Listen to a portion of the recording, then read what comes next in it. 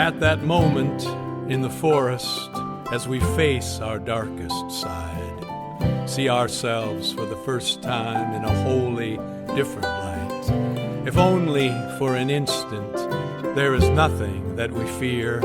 All we were and are and will ever be, it's here. And while nothing's really different, truly everything has changed. We have reached some understanding that we simply can't explain. And then it dawns upon us that we know and we are known, and we're no longer in the forest. We are on our way back home. Only in the darkness we can see the light. Only in the darkness we may face the night. Only in the darkness we ever truly see enough to find and face our fears and finally set them free.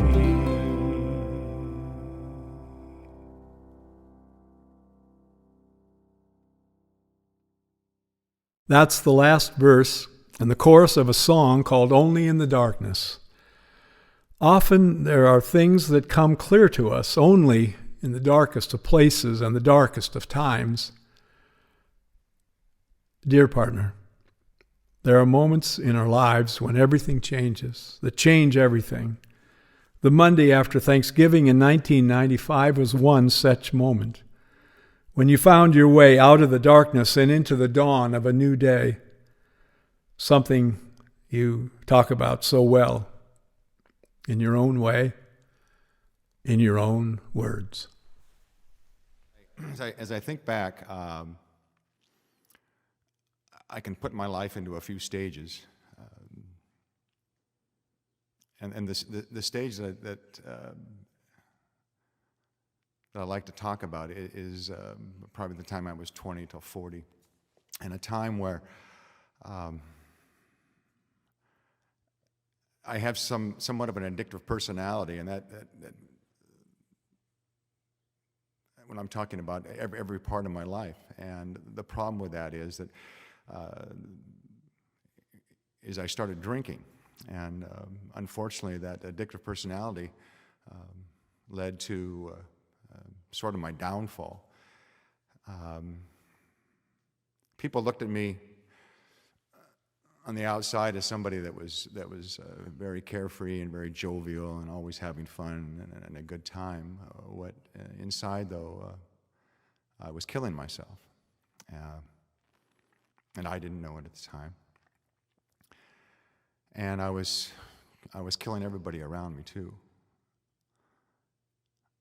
And that led to demise in my first marriage. And I was married to a woman that loved me. And I didn't know how to accept that love because I didn't know how to love. And I hid behind the alcohol and the drugs. And it was an escape for me. And I just carried on my daily life. I was a teacher. I was a friend to a lot of people. I thought I was a father at the time. And it was just a downhill slide. And I lost my first marriage. I lost 2 kids at that time. And I was so far down that I didn't realize what I was doing until it was too late. And it was a wake-up call for me. And I couldn't have been any lower at that time. I thought I couldn't be any lower at that time. I thought I'd hit rock bottom. And I knew I had to change my life. In order to have any relationship with my children at all, I knew I had to change my life. And I stopped drinking. And at that time, I thought it was something monumental. To a certain degree, it was monumental. Yet I figured that was my last hurrah as far as being down in the dumps, and now I was starting to pull myself up. And I figured by stopping drinking and drugs, that would be kind of the final curtain for me. That I'll be back in the game and back rolling again. And so that's what happened. I had to start a relationship with my kids again, and I got remarried. And then shortly after that came part 2 of this story. But so we'll, let's just go with the song and then we'll come back.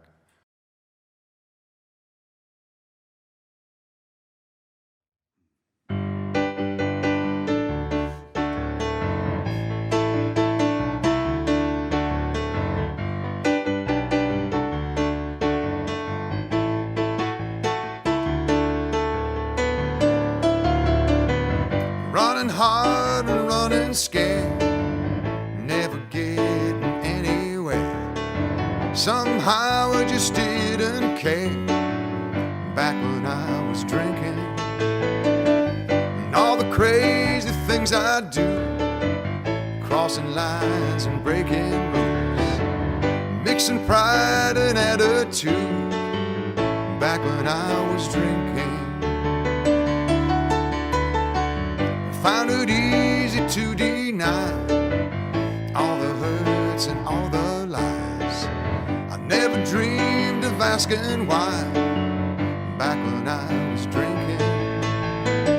10 feet tall and 80 proof, always playing fast and loose with my life and with the truth back when I was drinking.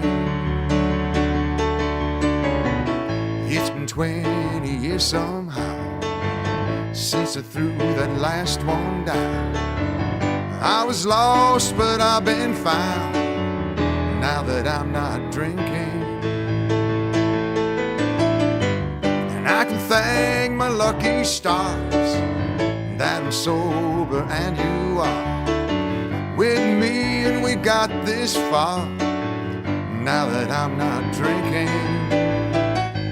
I can thank my lucky stars that I'm sober and you are with me, and we got this far now that I'm not drinking.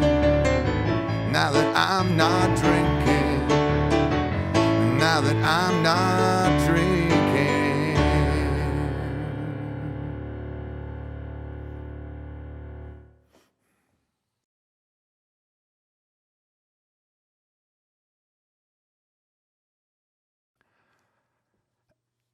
So coming to the second stage of my life that I've been talking about, I figured at this time that I had quit drinking, and I'd stopped my drug usage, and I figured that all was well. The problem at this time was that I still, as far as my ladder of life, I was still on top, and I really cared about myself more than anybody else. I at this time I was also remarried, so I put in myself first, maybe my wife second, my kids third, and whatever else at the bottom. It really didn't matter because I was still the top rung. And this posed a problem because I was, being at the top of this ladder, I was still, I think, searching for something. And I didn't know at the time really what it was. I knew I still didn't know how to love. And I was married to another lady who loved me, who was showing me love. And it wasn't a reciprocal situation. I faked it well. But there was just something missing. And unfortunately, we come back again to the addictive personality. Not only did this deal with alcohol and drugs, but it also was part of my life as far as extramarital affairs. And I was still trying to grab onto something. And that was part of my past, where the extramarital affairs is one of those things that brought me down. But apparently I wasn't down as far as I should have been. And November of '95, everything came crashing down. And I finally was as low as I could possibly go. So I'd already lost one marriage. I pretty much lost my children. And now I was about to lose a second marriage. And I didn't know what to do. I just didn't know what to do. And in speaking with my wife, she had just been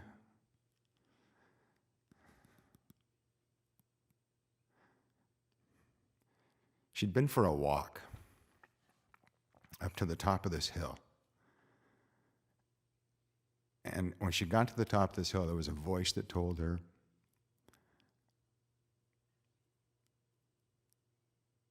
that he's in charge. Not me, but the Lord is in charge. And it said, no matter what you do, I'm in charge, and nothing else matters. And she came down from that mountaintop after what I had done to her, after I had totally destroyed the faith she had in me. And she said to me that I'm not going to give up on you, but you're going to have to change your life, because I'm not going to be here any longer if you keep doing what you're doing. And at that time, I asked the Lord to come into my heart. And it seems like such a simple thing. But to me, it was in an instant, literally in an instant, my life changed. And it was like this huge burden, this huge load just completely fell off my back. And I don't know any other way to explain it. Maybe with some people, when they accept the Lord in their life, that it's a long conversion process. With me, it wasn't. It was instantaneous. And I'll never forget that feeling, that all the scales just completely came off. And I was wide open. And I realized that where I was on that ladder, being on the rung, on that top rung, now I was down below someplace. I don't know where I was. But my wife, the Lord was first, my wife was second, my kids were third, my job or whatever else was fourth, and I was down there. And the view from the bottom at that time was so refreshing, because I had a new life. By giving my life to the Lord, He's my Redeemer. And I'm not accountable to anybody anymore except to Him. And that freedom that I experienced, not worrying about things anymore. I don't get bothered by things ever since 1995. I just don't get bothered by things, because I know that my faith in the Lord is paramount. And I know He's going to take care of me, no matter what happens. My faith is in Him. It's that blind faith that is so strong. And that's where I am right now. And I live my life for Him. And ever since 1995, our relationship, my wife and my relationship, has never been better. And my relationship with other people, especially Mark Pearson, has never been better because of that night. And to me, it was a life-changing experience, and I thank God for that evening.